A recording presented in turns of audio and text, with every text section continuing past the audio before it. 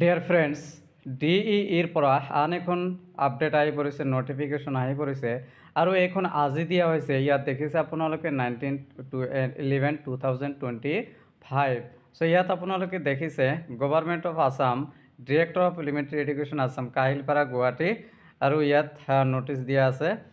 In pursuance of the advertisement A and B wide number dated 8/1/2025 for the recruitment of regular teacher of LP and UP schools under DEE Assam, it is for information of the following candidates who have submitted their document in support extracurricular activity sports that the physical document verification will be held as follows।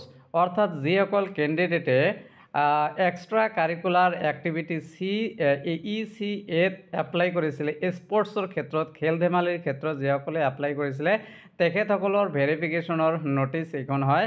আৰু ভেৰিফিকেশ্যনটো হ'ব আমাৰ 25/11/2025, অৰ্থাৎ নৱেম্বৰ মাহৰ 11 তাৰিখে তেখেতসকলৰ verification হ'ব।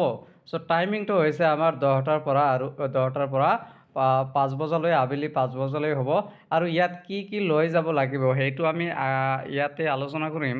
চ' এইটো conference হলতেই হ'ব, director of elementary education Assam, Kahilipara, Guwahati. So' ইয়াত কেণ্ডিডেটসকলৰ নাম দিয়া আছে।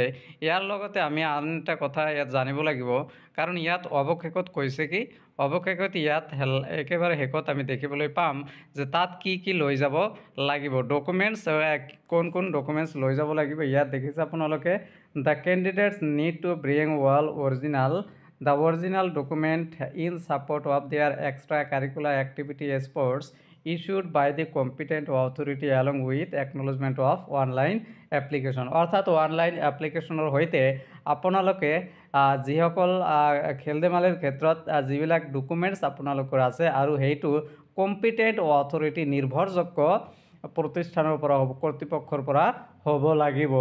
The candidature of the candidate will be cancelled who fails to attend the verification process। অৰ্থাৎ যিসকল ভেৰিফিকেশ্যন প্ৰচেছটো পূৰা কৰিবলৈ সমৰ্থ নহ'ব তেখেতসকলৰ কেণ্ডিডেটছাৰ অৰ্থাৎ প্ৰাৰ্থিত্ব কিন্তু অট'মেটিকেলি সেইটো বাতিল হৈ যাব। চ' ইয়াত কিন্তু বহুকেইটা কেণ্ডিডেট আছে, বহুকেইজন কেণ্ডিডেট আছে। ইয়াত টোটাল আমি দেখিবলৈ গ'লে ইয়াত 4 কেণ্ডিডেটে কিন্তু স্পৰ্টছৰ ক্ষেত্ৰত, এক্সট্ৰা কাৰিকুলাৰ এক্টিভিটি স্পৰ্টছৰ ক্ষেত্ৰত তেখেতে আবেদন কৰিছিলে।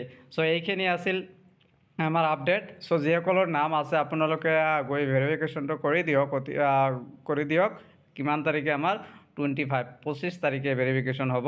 আপোনালোকে কনফাৰেন্স হলত যাব লাগিব আৰু 25 তাৰিখত ভেৰিফিকেশ্যন কৰি আহিব লাগিব। Thank you very much for ৱাচিং দ্য ভিডিঅ'।